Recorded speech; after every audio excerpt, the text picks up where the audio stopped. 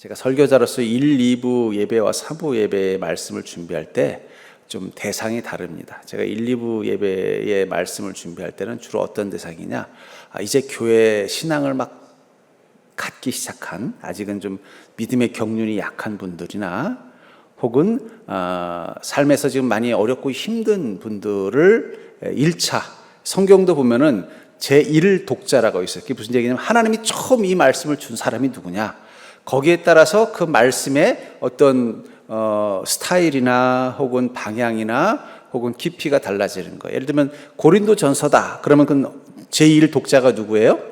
고린도 교인들일 거예요. 그러다 보니까 어떻게 돼요? 언어도 고린도인들이 듣기 좋은 헬라어로 쓰여졌을 확률이 높고, 또 그들의 문화를 반영한 용어들이나 또 가치관들을 섞어서 말씀하실 수밖에 없어요.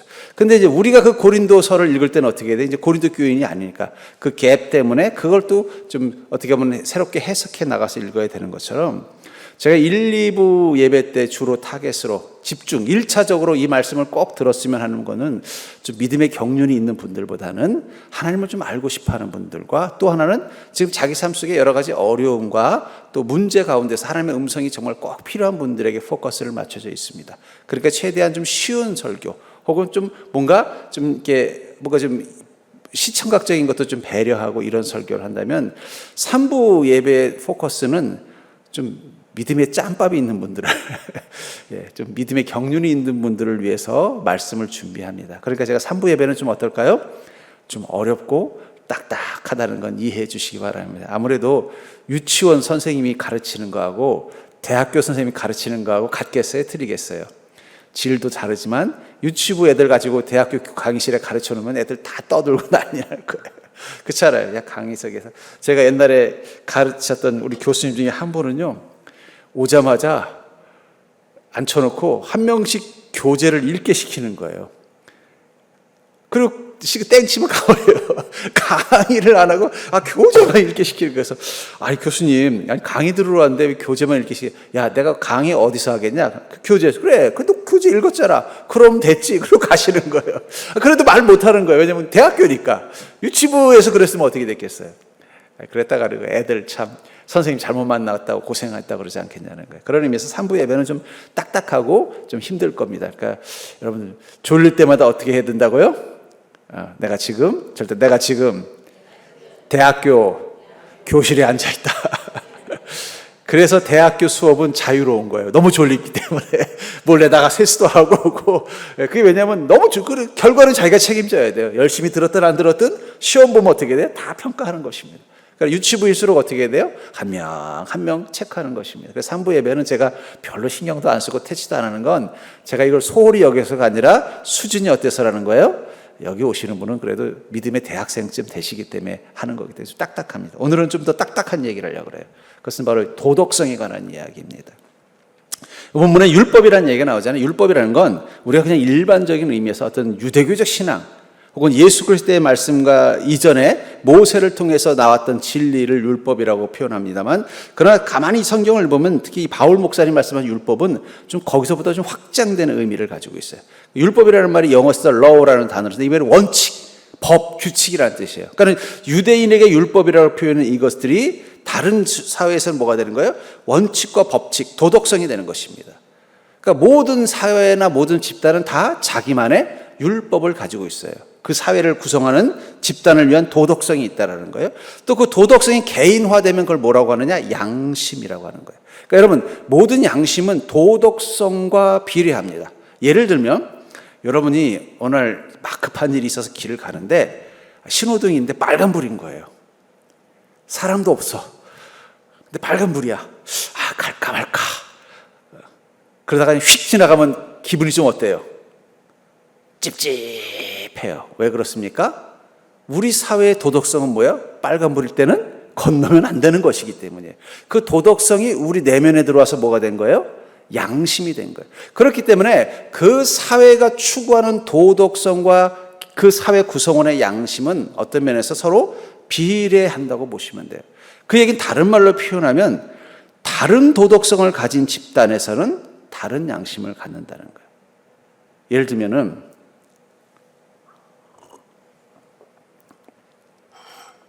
중국에 가면 제일 스트레스 받는 게 이게 새치기래요. 새치기. 뭐 저는 그런 걸 경험해보지 않은데 중국 사람들 그렇게 새치기를 잘한다고 그러더라고요. 근데 왜 잘할까요? 그 사회에서는 그것을 뭔가 심각한 문제로 생각하지 않지만 우리는 어떻습니까? 새치기 하면 아주 혼납니다. 그래서 가끔 제가 식당에서 밥 먹을 때 집사님들이 목사님 앞으로 오세요. 그럼 제가 그래요. 목사도 새치기 하면 단핵당합니다. 우리나라는 이 새치기 되게 싫어해요. 그 대표적으로 알 수 있는 게 뭐냐? 자동차 끼어들기 하다가는 혼납니다. 막 잘못 알고 이제 램프로 나가려고 가는데 보니까 아직 거리가 많이 남았는데 가다 보니까 옆에 차들이 쭉 있는 거예요. 이 차들이 왜 여기 있어? 쭉 가봤더니 그 나가는 진입로가 어떻게 돼요? 그 차줄이. 그러면 이거 그냥 지나쳐버리면 멀리 가서 다시 돌아와야 되고, 그럼 어떻게 해야 돼요? 에이, 그리고 끼어들려고 하면은 뒤에 가던 차도 어떻게 일부러 다닥다닥 붙여서 못 끼어들게 하고 가면서 막 손가락질해요. 또 운 나쁘면 경찰한테 걸리면은요 잡혀요. 그러니까 우리나라는 이 새치기에 대한 이 가치관이 뭐예요? 되게 심각하게 생각하는 거예요. 나름대로 우리나라 사람. 그리고 새치기 하는 사람들 우리 어떻게 돼요? 싫어해요. 그러니까 새치기 잘하는 사람은 막 뭔가 보이지 않게 하는데 아마 중국이나 그런 나라는 그것을 좀 대단하게 생각하지 않으니까 어떻게 돼요? 양심에 찔리지 않으니까 더 쉽게 하는 거예요. 그러니까 이런 것처럼 사실은 모든 양심과 도덕성은 다 보편적이지 않습니다. 사회에 따라서, 집단에 따라서 조금씩 다르다는 거예요. 유대인도 마찬가지겠죠. 자기들의 양심, 그들의 율법은 십계명에 근거했지만 그 사회에 맞는 법칙이었어요. 그러나 그것이 예수 그리스도가 가지고 있었던 도덕적 법칙과는 맞는 부분도 있지만 충돌되는 부분도 있다는 거예요. 그 부분들을 교정하는데 영향을 미친 게 뭐냐? 바로 믿음이라는 것입니다. 그러면서 어쩌면 믿음은 우리의 도덕성과 무관한 게 아니에요.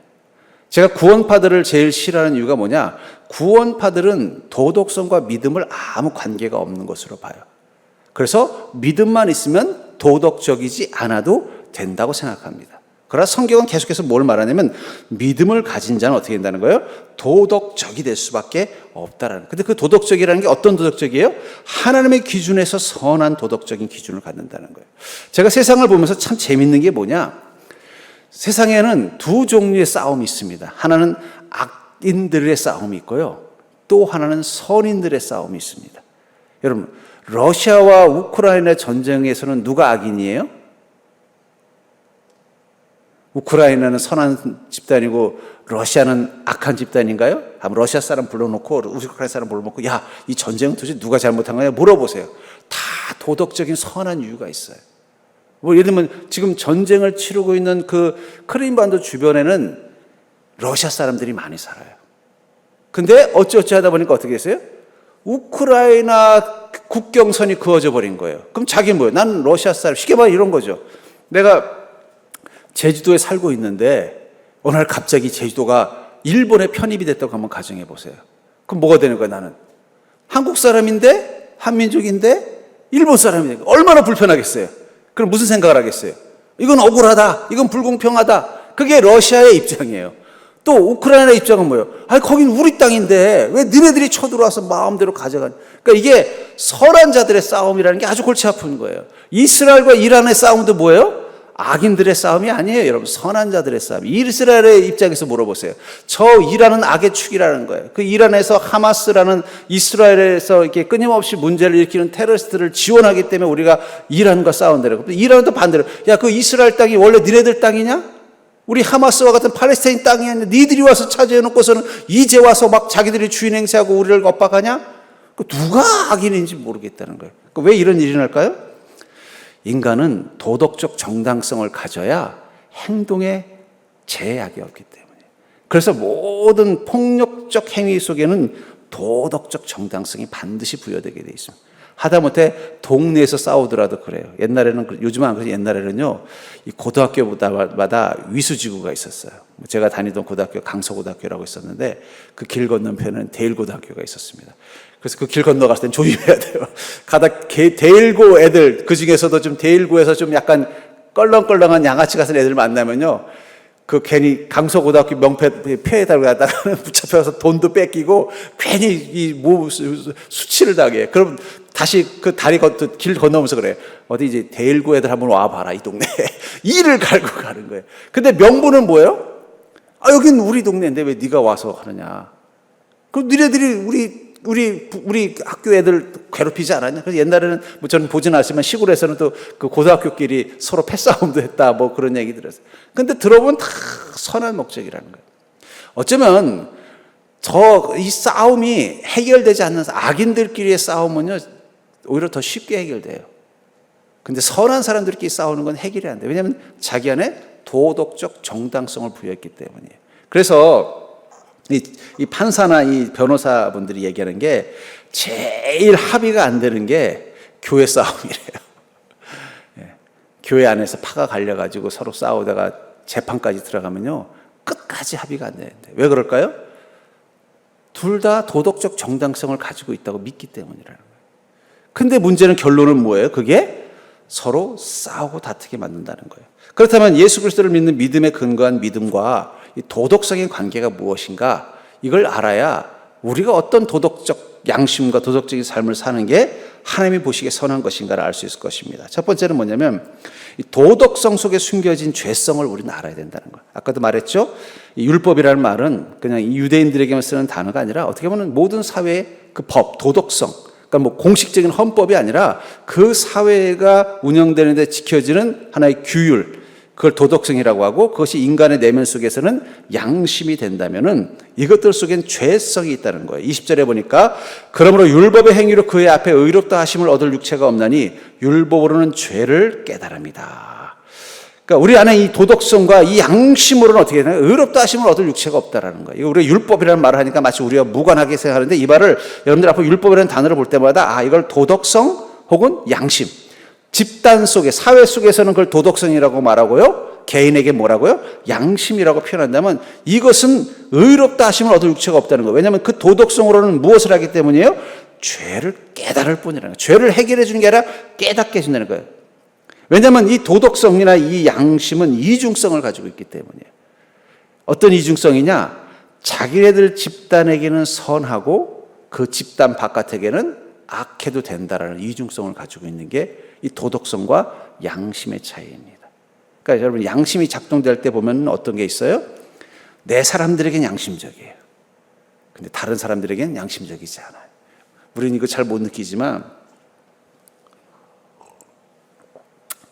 그 해외에 여행을 가면요, 이 시장에 가면요, 관광객을 위한 가격이 있고 그 동네 사람을 위한 가격이 있대요.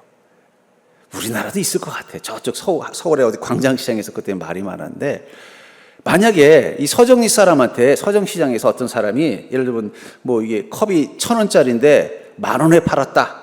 그러면 나중에 어떻게 돼요? 그 사람 참 양심적이지 못하다고 할 거예요. 그렇죠? 근데 외국인들에게 이걸 10,000원에 팔았다 그러면 그걸 양심적이지 않다는 말을 안 한다는 거예요. 왜 그럴까요? 우리의 양심은요, 그런 면이 있다는 거예요. 이중성이 있어요. 내 사람, 내 바운드리에 대해서는 선하고 바깥에 대해서는 인색하거나 혹은 악해질 수 있는 게 이 양심과 도덕성이 가지고 있는 치명적인 약점이라는 거예요. 그러니까 아까도 말했잖아요. 집단과 집단의 갈등과 싸움이 생기는 이유는 뭐냐면 그 안에서는 자기들끼리는 선한데 절대 바깥에는 똑같은 마음을 가지고 하지 않는다는 거예요. 그러니까 조폭들도 자기들끼리는 도덕적입니다. 의리를 지켜야 돼요. 그렇죠? 의리와 질서와 권위를 되게 강조해요. 조폭들도. 자기들끼리 배신하면은요, 어떻게 해요? 죽입니다. 또 자기 조직을 떠나려고 그러면요, 막 손을 잘라버리고 막 그래요. 자기들끼리는 의리를 끝까지 지켜야 돼요. 그 자기들 중에 한 명이 감옥 가면은요, 나머지는 어떻게 해야 돼요? 그 가족들을 먹여 살려요. 여러분, 세상도 못하는 선을 가지고 있다는 거예요. 근데 그 바깥에는 어떻게 돼요? 총으로 쏴 죽이고 빼앗고 그것을 전혀 거리낌 없이 할 수 있다는 거예요. 이게 도덕성이 가지고 있는 죄성. 인간의 타락의 근거 중에 하나가 바로 이 도덕성에 있다는 거예요. 그런데 우리가 믿음을 가지게 되면 그 순간 어떻게 돼요? 이 도덕성이 울타리가 없어지는 거예요. 왜냐하면 우리가 믿음을 갖는다는 건 누구를 향한 믿음이에요? 예수 그리스도를 향한 믿음이고 하나님을 향한 믿음입니다. 하나님이 이 만물의 주인이라는 사실을 믿는 그 순간부터 어떻게 돼요? 우리 모두 다 하나님의 백성이 되는 거예요. 여러분, 성경에는 착한 사람만 하나님의 백성이라고 말하지 않아요. 이스라엘의 지파들 중에 하나님이 보시기에 착했던 지파는 어디예요? 유다 지파, 베냐민 지파밖에 없었어요. 나머지 10지파들은요, 하나님의 속을 지긋지긋하게 썩썩이다가 아수르에 의해서 멸망당합니다. 그렇다고 해서 그들을 하나님의 백성이 아니라고 말하지 않는다는 거예요. 우리가 예수 그리스도를 구주로 영접하는 그 순간 예수 그리스도는 이 우주의 하나님이라는 것을 믿는 것이며 하나님이 다스리는 이 땅의 주인은 하나님이라고 믿는 그 순간 이 지구와 우주는 하나님의 왕국이 되는 것입니다. 그 속에서 나와 다른 사람들을 바라보기 시작하는 거예요. 그게 바로 믿음입니다. 그래서 그 믿음 가운데 뭐가 생겨요? 긍휼이 생기는 거예요. 저는 그래서 믿음은 경계를 허무는 능력이 있다는 것입니다. 로마서 10장 11절부터 13절에 보면은 성경에 이르되 누군지 그를 믿는 자는 부끄러움을 당하지 아니하리라 하니 유대인이나 헬라인이나 차별이 없음이라 한 분이신 주께서 모든 사람의 주가 되사 그를 부르는 모든 사람에게 부유하시도다. 누구든지 주의 이름을 부르는 자는 구원을 받으리라. 누구든지라는 속에는 유대인만이 아니라 헬라인도 있다는 거예요. 왜냐하면 그 당시 때 유대인들은 선민 사상을 가지고 있었어요. 선민 사상이라는 건 뭐냐? 유대인만 구원받는다는 거예요. 하나님은 오직 유대인들의 하나님이라고 믿었다는 거예요. 하나님은 아니라고 몇 번을 사인을 주셨어요. 예를 들면은 요나 사건이 그런 경우죠. 또 하나는 그 바벨론 포로로 끌려갔을 때 어떤 일이 있었어요? 이 바벨론의 왕들이 하나님의 어떤 예루살렘 성전을 회복하는 일을 도와주잖아요. 느부갓네살 왕 같은 사람들이. 그런데도 이 유대인들의 마음속에는 오직 하나님은 유대인만 사랑하고 유대인만 구원하고 유대인들을 위한 천년 왕국을 세울 거라고 믿고 있었다는 거예요. 그렇기 때문에 그런 믿음을 가진 그들의 도덕성은 어떻게 돼요? 유대인들에겐 관대하지만 유대인이 아닌 사람들에게는 인색하고 잔인해요. 그러니까 예수님이 이방인들과 함께 어울리면 어떻게 돼요? 분노하는 거예요. 왜냐하면 그들의 도덕성에는 맞지 않는. 우리는 아니 당연히 예수님이 이방인들 가난한 이 수가성 여인을 위해서도 또 얘기도 해줘야 되고 또 가난한 귀신들 여인을 위해서도 먹을 또 기도도 해줘야 되고 당연한 거 아니야라고 하지만 유대인들의 입장에서는 그게 뭐가 되는 거예요? 자신들의 도덕성에서는 용납될 수 없는 악이 되는 거야. 그들은 자신의 그런 어떤 도덕성을 철저히 지키기 위해서 더 강화시키는 게 바로 그게 그들에게 율법이었어요. 그래서 어떻게 해야 돼요? 이방인들하고는 접촉하면 안 되는 거예요. 접촉했으면 만약에 이방인들이 먹던 음식을 같이 먹었다? 그럼 부정한 것이 되니까 하나님께 정결의 예를 해야 되는 거예요. 그러니까 베드로가 어떻습니까? 그 헬라의 백부장인 고넬료가 자기 집에 초청했을 때 고민을 하잖아요. 가야 되나 말아야 되나? 그 얘기 뭐예요? 예수님을 만났던 유대인 중에서도 여전히 그 율법에서 자유롭지 않은 사람들이 있었다는 거예요. 고민하는데 하나님 환상을 보였잖아요. 야, 내가 선하다고 하는데 부정한 게 어디 있니? 가라. 그래서 고넬료의 집에 가서 고넬료가 차려준 음식에 보니까 유대인들이 부정하다고 한 돼지고기 삼겹살이 탁 있는 거예요. 여러분 저는 그래서 왜 이렇게 돼지 얘기가 많이 나왔더니 그 유대 군인들이 복날에 먹었던 영양식이 뭔지 아세요? 우리나라 사람들은 좀 날씨가 덥거나 지칠 때 영양제로 뭘 먹어요? 영양식으로 뭘 먹어요? 뭐 옛날에 멍멍이를 많이 먹었지만 요즘은 뭐 삼계탕, 뭐 장어 이런 거 많이 먹잖아요. 근데 유대인들은 그런 날 돼지고기를 먹었대요. 그러니까 유대인이 아니라 로마인들에게는 이 돼지고기가 보양식인 거예요. 그러니까 귀한 손님이 오면 뭘 주겠어요? 돼지고기 주는 거예요. 그러니 베드로가 왔을 때 뭘 내려놨겠어요? 뭐 돼지갈비, 돼지고기 삼겹살, 뭐 돼지 김치찌개, 뭐 이런 것들이 나오는 거예요. 참 난감하죠? 근데 이제 하나님께 응답을 받았으니까 그들과 함께하고 침례하고 아니나 다를까 교회 왔더니 이 유대파 기독교인들이 난리가 난 거예요. 어떻게 베드로 우리 이 예루살렘 교회 이 담임 목사가 어떻게 이런 일을 할 수 있느냐 하면서 난리를 칠 때 그 상황을 이야기했더니 성령님이 그들의 마음에 감동을 줬다는 건 뭐예요? 믿음이 살아난 겁니다. 하나님께서 그들에게 성령을 부으셨다면 그들도 우리의 형제입니다. 그리고 어떻게 그들을 수용하게 돼요. 그러니까 믿음의 힘은 뭐예요? 수용력입니다. 우리는 우리의 도덕성과 양심을 의지하다 보면요 편협해질 수밖에 없어요. 나랑 같은 사람에겐 관대하고 나랑 다른 사람에게는 배타적이 되게 만드는 게 이 도덕성, 율법이 가지고 있는 치명적인 약점이라는 거예요.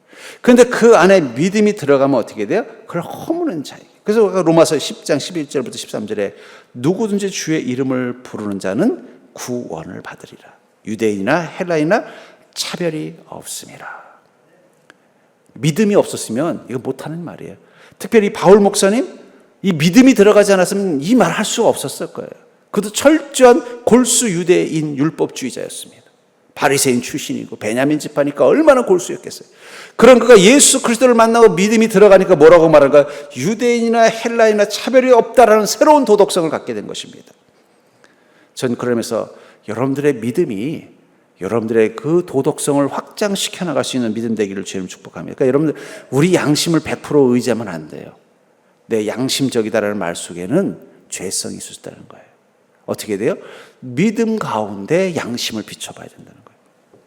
그렇기 때문에 믿음은 절대적인 도덕성의 표준이 되는 것입니다. 우리는 믿음을 통해서 내 도덕성이, 내 양심이 온전한 것인지를 믿음 가운데 비춰봐야 된다는 겁니다. 22절을 보니까 곧 예수 그리스도를 믿음으로 말미암아 모든 믿는 자에게 미치는 하나님의 의인이 차별이 없네. 여기서 계속 뭘 말하고 있어요? 차별이 없다는 단어를 말하잖아요. 그 얘기 뭐예요? 유대인들이 가지고 있었던 도덕성이 차별이 심했다는 거예요. 현대인들의 문제점은 뭐냐? 선하지 않은 게 아니라 그 선의 차별이 강하다는 거예요. 내가 보기에 선한 자에게 하는 행동과 내가 보기에 선하지 않은 자에게 하는 행동이 너무 다른 차별이 있다는 것입니다. 또 28절에 그러므로 사람이 의롭다 하심을 얻는 것은 율법의 행위에 있지 않고 믿음으로 되는 줄 우리가 인정하노라. 왜 율법의 행위에 있지 않고 믿음으로 된다고 말씀하셨을까요? 믿음이 무엇을 만들기 때문이에요? 이 도덕성, 이 양심이 가지고 있는 편협함을 깨주는 보편성이 있기 때문이라는 거예요. 이 중국에서 가장 위대한 왕 중에 한 명을 뽑으라고 하면 다들 진시황을 뽑는 이유가 있어요. 진시황은 아주 잔인한 왕이고 폭군이었습니다. 그럼에도 불구하고 중국 사람들이 진시황을 인정할 수밖에 없는 이유는 딱 하나예요. 진시황이 태어나기 이전에는 중국은 하나가 아니었어요.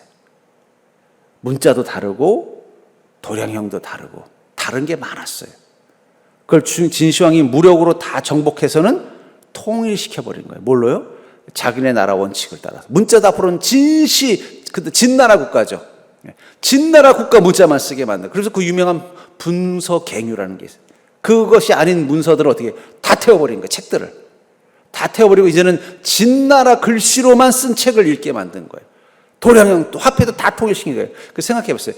만약에 그때 진시황이 무력으로 한반도까지 정복했으면 어떻게 했을까요? 우리도 중국 사람 됐을 확률이 높아요. 근데 진시황이 여기까지 못 온 거예요. 그리고 우린 따로 이제 뭐 고구려 백제 이렇게 해서 따로 별도의, 또 우리나라도 고구려 백제 신라가였을 때는요 한 나라가 아니었습니다. 한 민족이 아니었어요. 여러분 우리가 단일 민족이라는 건 착각이에요. 예. 그렇죠. 신라는 약간 몽골계가 더 강합니다. 다 다릅니다. 우리 또 백제는 약간 일본과 비슷한 그런 남부계가 비슷하고 있고, 우리도 북방 민족과 남방 민족이 섞여 있대요. 그래서 북방 민족적인 특징이 뭐냐? 얼굴이 길쭉하고 눈이 좀 째진 사람은 북방계래요. 그리고 선동열처럼 얼굴이 동글동글한 사람은 남방계랍니다. 그러니까 우리도 사실은 단일 민족이 아니라는 거예요. 근데 그걸 하나로 만들 수 있었던 계기가 뭐예요? 신라가 삼국을 통일했기 때문에 가능했던 거예요. 통일해서 어떻게 했어요? 500년 동안 같은 나라, 같은 문자, 같은 언어를 쓰고 같이 살게 하다 보니까 어느 순간 어떻게 돼요? 우린 하나인가 보다. 그전에는 하나라고 생각하지 않았어요. 우린 신라, 우린 백제, 우린 고구려라고 생각했던 거죠. 평화라는 건 여러분 통일이 이루어져야 평화가 있는 겁니다. 왜냐하면 통일이 되지 않으면 자꾸 다름이 보이고, 다름이 보이면 차별이 생기고, 차별이 생기면 분열이 생기고, 분열이 있으면 다툼이 있어요. 우리가 다양성을 존중하라는 말 하잖아요. 왜 우리가 그 말이 멋있으면서도 위험하냐? 다양성은 늘 불완전하기 때문이에요. 여러분 물에다가 빨간 잉크, 파란 잉크, 노란 잉크를 뿌리면 어떻게 될까요? 그냥 자기들끼리 빨간 건 빨간대로, 노란 건 노란대로, 파란 건 파란대로 있지 않아요. 섞이게 돼 있다는 거예요. 그럼 뭐가 돼요? 다른 색깔이 돼버리는 거예요. 다양성은 다른 말로 말하면 마치 물이나 기름 위에다가 이쪽엔 빨간 잉크, 이쪽엔 노란 잉크, 이쪽에는 파란 잉크를 뿌린 거와 똑같아요. 그건 그대로 가만히 있지 않아요. 막 섞이려고 그러는 거예요. 그래서 노란색이 더 힘이 세면 어떻게 돼요? 더 노란 게 더 많은 걸 차지하고, 그래서 나중에 막 섞여서 엉뚱한 새로운 색깔이 되는 것입니다. 그러니까 지금 보면 갈등이 많은 나라의 공통된 특징이 뭐냐? 다민족 국가들이 갈등이 많아요. 옛날에는 우리나라는 단일 민족이기 때문에 이 세계화의 걸림돌이 된다는 전문가들의 의견들이 많았어요. 근데 이 다민족 국가가 지금 계속 서로 다투고 싸우고, 미국이나 유럽 같은 데 다민족 국가들이니까 막 싸움이 끊이질 않죠. 요즘은 거꾸로, 야, 우리가 단일 민족이라서 감사. 기껏 싸워봤자 뭐야? 너 윤씨냐? 너 박씨냐? 이 정도지. 민족 가지고는 안 싸우잖아요. 그러니까 여러분, 이 다양성이라는 게 되게 멋진 말이면서 되게 위험한 말이에요. 그 다양성이 존중되어지고 지켜지려면 어떻게 돼요? 서로가 서로에게 악영향을 미치지 않도록 중간에 이 가교 역할을 하는 게 필요합니다. 저는 그게 믿음의 힘이라고 생각해요. 우리가 똑같은 도덕성, 똑같은 양심, 똑같은 규율을 갖는 것은 쉽지 않아요. 근데 다름에도 불구하고 공존하려면 뭐가 있어야 돼요? 믿음이 서로를 연결해 줘야 되는 거예요.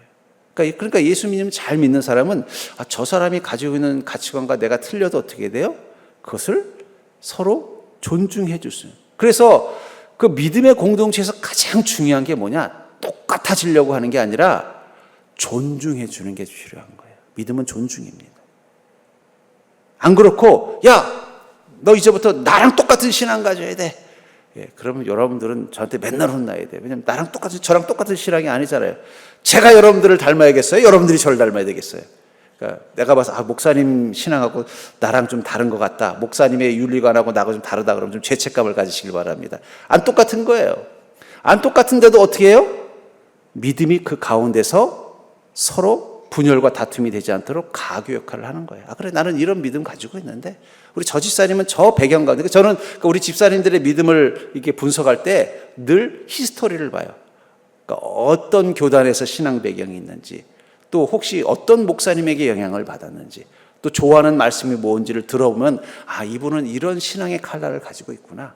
그런 부분에서는 나랑 좀 차이가 있구나. 그 갭을 어떻게 해요? 믿음으로 중간에 완충해 주는 거예요. 다리를 보시면요, 여러분 이 다리 지나갈 때 자세히 보세요. 바닥에 보면 군데군데 이 쇠로 돼 가지고 이렇게 막 그 지그재그로 돼서 이렇게 돼 있는 게 보일 거예요. 그거 왜 그런지 아세요? 콘크리트가 부족해서 그런 게 아니에요. 거기는 약간의 이격을 두려고 하는 거예요. 왜냐하면 날씨가 더워지면 어떻게 돼요? 콘크리트가 늘어납니다.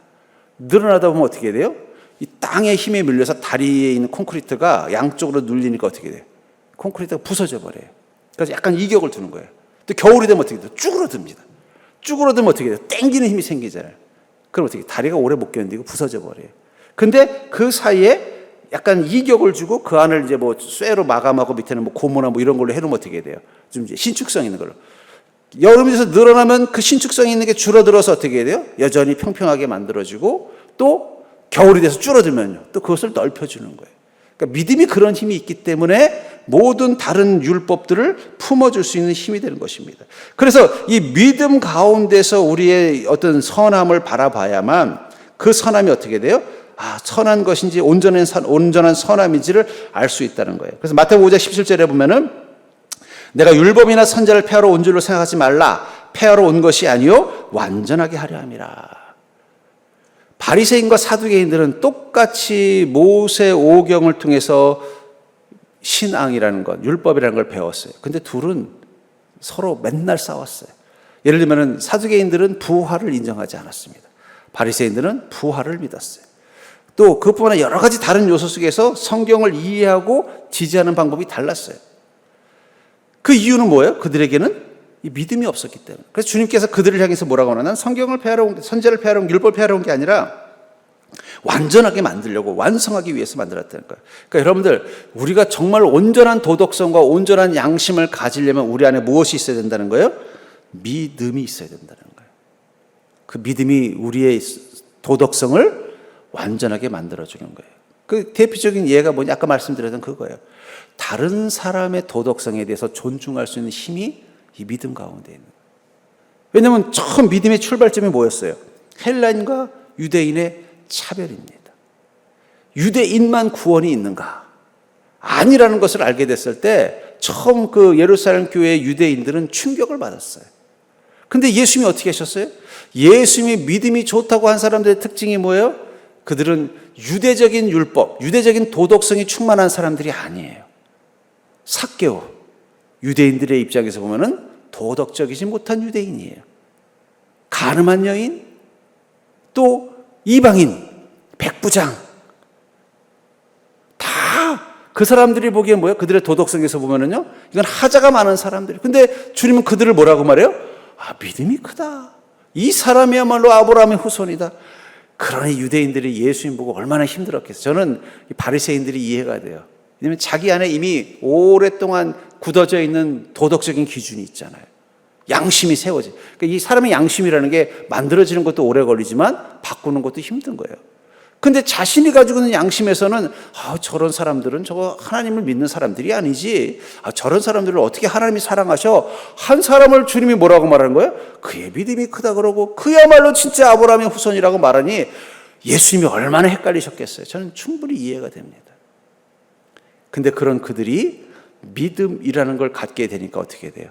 자기 안에 오랫동안 굳어 있었던 도덕성과 양심이 변화되기 시작하는 거예요. 그러면서 수용되는 거예요. 우리 속담에도 그런 말 있잖아요. 딸 가진 사람은 술집 여자 욕하지 말고 아들 가진 사람은 도둑놈 욕하지 말아라. 왜 그럴까요? 그럼 우리 자식들도 어떻게 될지 모르는 게 인생이라는 거죠. 우리도 그럴 때 있지 않습니까? 저희 아이가 어릴 적에 한 번은 같은 유치원에 있는 남자애를 때리고 왔어요. 그랬더니 그 엄마가 전화가 온 거예요. 그래서 미안하다고 막 하는데 제가 속으로는 기쁘더라고요. 그래도 때린 게 맞은 거보단 낫다. 근데 제가 주일학교 할 때 뭐라 그래요? 때리면 안 돼. 우리 아이한테도 맨날 뭐라 그래요? 너 때리면 안 된다고 말하지 맞고 오면 안 된다고 말한 적은 없어요. 근데 정작 우리 애가 때리고 왔는데 오히려 그게 낫더라고요. 그래서 제가 이게 참 인간이 악하구나. 제가 제 스스로 죄인인 걸 그때 깨달았습니다만, 그러니까 여러분들 믿음이라는 건 그런 내 안에 이미 완고한 도덕성과 율법을 깨는 힘이 있는 거예요. 그래서 여러분들 우리가 도덕적이 되고 양심적이 되려면 반드시 그 안에 무엇이 있어야 돼요? 온전한 믿음이 그것들을 다시 평가하게 해줘야 된다는 거예요. 그러니까 우리가 신앙적이 되었을 때 어떻게 돼요? 지금까지 내 나름대로 선하게 살아왔던 것들을 돌아보면서 부끄러워하기도 하고 괴로워하기도 하는 게 정상적인 거예요. 그리고 다와 다른 신앙을 가진 사람을 향해서 어떻게 돼요? 자꾸 이해하고 수용하려는 마음이 생기는 게 바로 믿음의 힘입니다.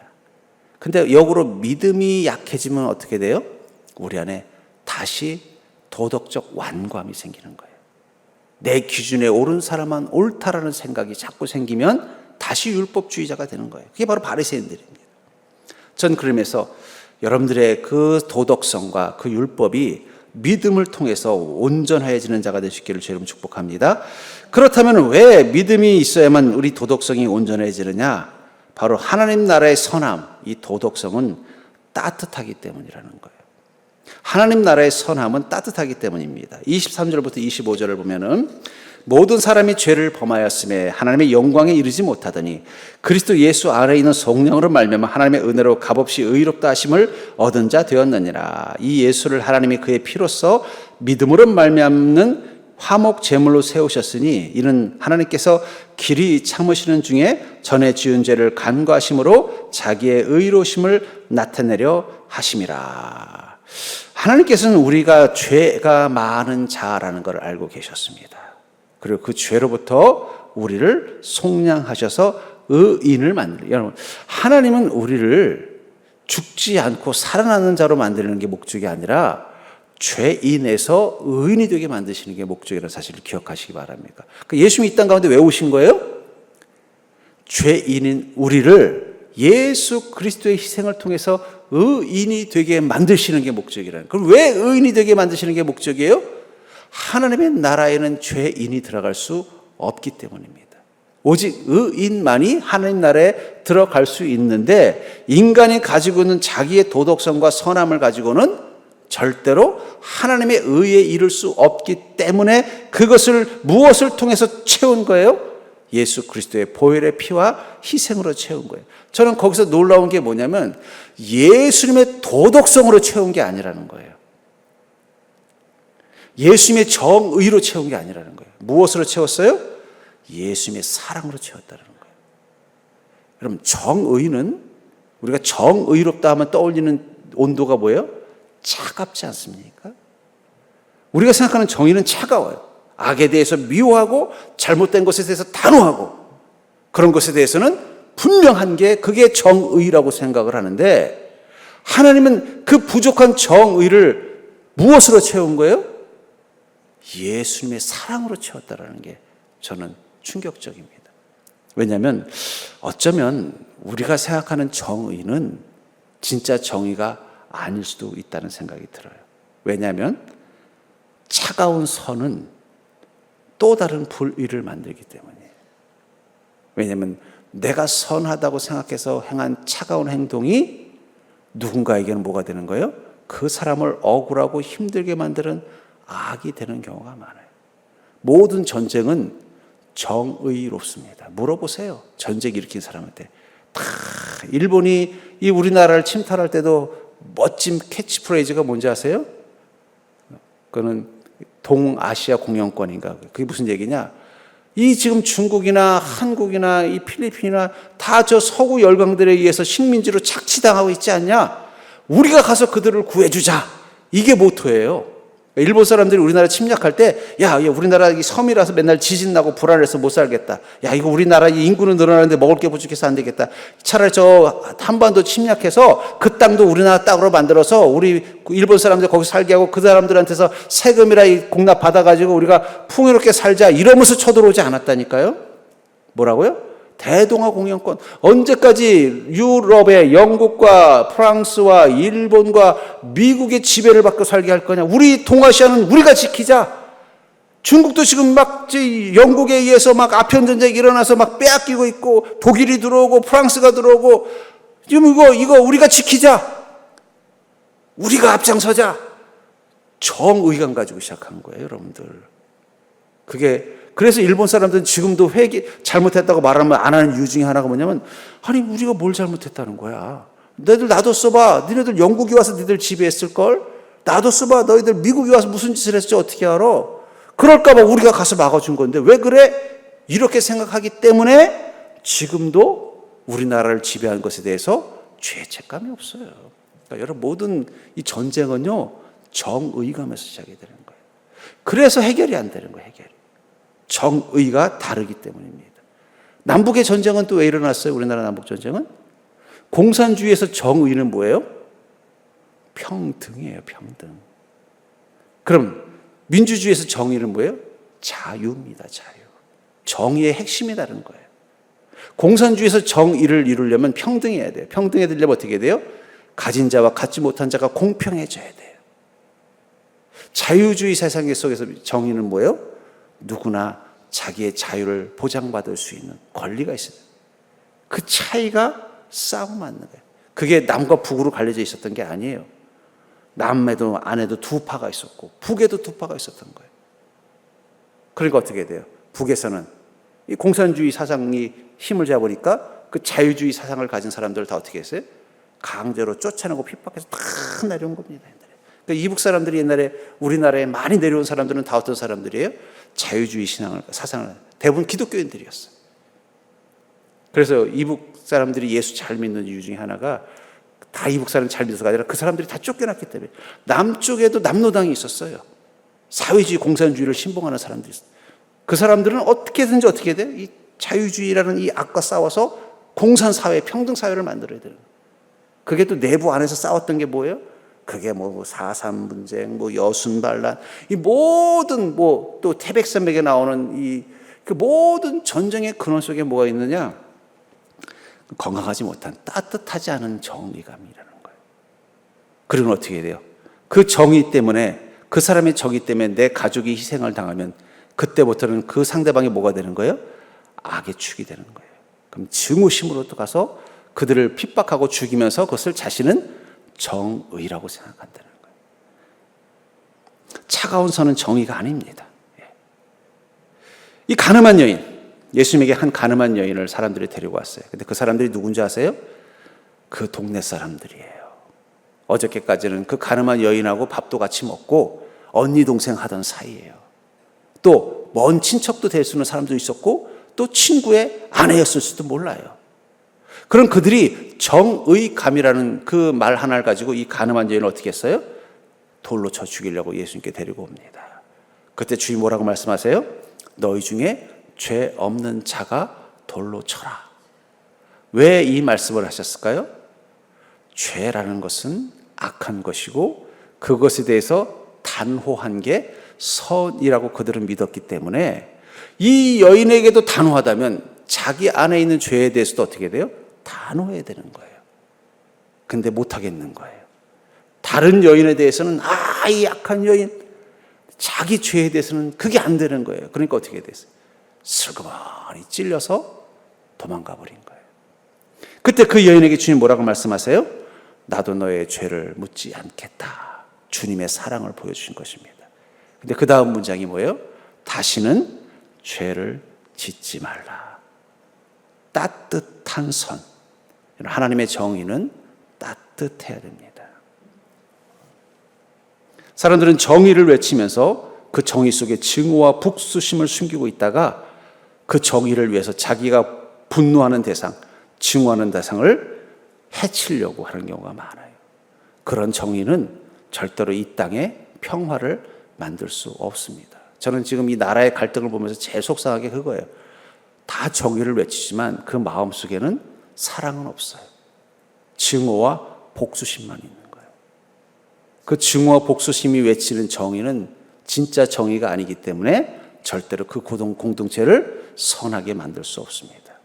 사랑이 외치는 정의가 돼야 되는데 사랑이 외치는 정의는요 잔인할 수는 없어요. 상대방이 항복하면 받아주고 또 자기를 돌아봐서 자신이 문제가 있으면 그걸 인정할 수 있어야 되는데 그게 안 된다는 얘기는 사랑이 없는 정의, 증오와 복수심으로만 무장된 차가운 정의를 정의라고 믿기 때문입니다. 저는 그러면서 우리가 믿음을 갖게 됐을 때 우리는 하나님의 정의, 하나님의 선함을 깨닫게 됩니다. 그것은 따뜻한 정의예요. 예수 그리스도의 희생을 통해서 깨달은 따뜻한 정의예요. 그래서 주님은 그 정의를 행하게 하시기 위해서 우리에게 주신 중요한 교훈이 있습니다. 누군지 너의 오른뺨을 때리거든 왼뺨을 돌려대라. 오른손이 하는 일을 왼손이 모르게 하라. 누가 너로 오리를 가자 하거든 심리를 가라. 그건 따뜻한 정의에 대해서 이야기하는 거예요. 그것이 세상을 바꿀 수 있는 힘이라는 것입니다. 초대교회 그리스도인들은 믿음이 어떤 것인지를 알았어요. 특별히 이 율법, 도덕성, 양심이라는 관점에서 믿음이 어떤 것인지를 알았습니다. 그래서 그들은 자신의 믿음을 지켰습니다. 그 믿음을 지킬 때 그들은 따뜻한 정의감을 가지고 지켰어요. 대표적인 예, 스데반 지사님을 돌로 쳐 죽일 때 스데반 지사님이 뭐라고 그랬어요? 주여 저들을 심판하여 주시옵소서 이렇게 말했습니까? 주여 저들을 용서하여 주시옵소서. 그건 단순히 스데반 집사님만이 아니라 그 당시 때 믿음이 무엇인지를 깨달은 그리스도인의 마음이었습니다. 유명한 일화가 있어요. 로마의 황제가 기독교를 다 몰살시키기 위해서 자신이 기독교인이라고 말하는 자들은 다 죽일 수 있는 권한을 줬어요. 그 안에서 예수 그리스도를 부인하기만 하면 다 사면되는 조건을 줬음에도 불구하고 끝까지 예수 그리스도를 부인하지 못한 자들은 원형 경기장에서 짐승의 밥이 되거나 혹은 검투사들에 의해서 죽임을 당하는 거예요. 그러니까 이제 검투사들은 또 그러면서 이 기독교인들에 대해서 아주 안 좋은 소문을 냈어요. 뭐 시긴을 한다, 또 뭐 악한 짓을 한다, 막 이런 소문을 내니까 이제 증오심을 가지고 있었던 사람들이 막 모여 있었던 거예요. 근데 그 중에 이제 이 검투사 한 명이 이런 못된 기독교인이라면 내가 죽여야지 하고 칼을 탁 가져가서 죽이려고 봤는데 얼굴을 보니까 한 여인인데 그 얼굴이 전혀 악한 게 하나도 없는 거예요. 그 순간 멈칫했대요. 아니 이렇게 선한 얼굴을 가진 사람이 우리가 알고 있는 그 악한 기독교인이 그 당시 때 이 기독교인들을 죽이려고 기독교인에 대해서 어떤 악한 루머를 퍼뜨렸냐? 기독교인들은 사람을 잡아서 먹는다더라. 또 기독교인들은 나라를 전복시키기 위해서 뭐라 별의별 악한 루머를 퍼뜨린 거예요. 정치적인 루머를 퍼뜨린 거예요. 그 말을 듣고 이제 로마의 시민들도 어땠어요? 기독교인들에서 그런 편견을 가지고 있었는데 마침 그 기독교인들이 잡혀왔으니까 내가 이 기독교인들 가만 놔두나 봐라 그런 나름대로 정의감을 가지고 죽이려고 봤는데 그 여인의 얼굴을 보니까 이런 여인이 어떻게 그런 짓을 해? 순간 멈칫대더래. 근데 그 여인이 미소를 지으면서 그 검투사의 창을 자기 가슴 끝에 대면서 고개를 끄덕였다는 거예요. 죄책감 갖지 않아도 됩니다. 저를 찔러 주십시오. 저는 예수 그리스도를 끝까지 믿고 따르면서 죽는 이 시간이 영광입니다. 그게 기록에 남아있대요. 그러니까 그건 그냥 어떤 특별한 그리스도인이 아니라 믿음이 무엇인지를 알았던 평범한 그리스도인들도 그 믿음이 주는 도덕성과 선함을 가지고 살았기 때문에 결국은 완고한 법으로 나라를 다스렸던 로마가 무릎을 꿇게 된 것입니다. 저는 지금 시대도 마찬가지로 생각해요. 이 세상을 바꿀 수 있는 것은 진정한 믿음밖에 없어요. 그럼 우리가 먼저 진정한 믿음을 가지고 살아야 돼요. 근데 안타깝게도 우리 그리스도인들도 다시 믿음을 내려놓고 율법으로 돌아간 것 같다는 생각이 들 때가 많아요. 교회 안에 갈등이 있을 때 보면요, 믿음을 잃어버리고 율법에 빠진 성도들이 갈등을 일으킵니다. 그리고 주님의 그 따뜻한 정의가 아니라 차갑고 잔인한 정의를 외치는 그런 그리스도인들이 많아지면 교회는 절대 갈등이 끊어지질 않아요. 전 그런 의미에서 여러분들의 도덕성, 여러분들의 양심, 여러분들의 선함이 믿음을 통해서 완전해지기를 주의 이름으로 축복합니다. 왜 우리가 더 온전한 믿음을 가져야 되느냐? 그것이 바로 우리가 온전한 하나님의 백성이 되는 증거이기 때문입니다. 전 여러분들이 그런 믿음을 가진 자가 될 수 있기를 주의 이름으로 축원합니다.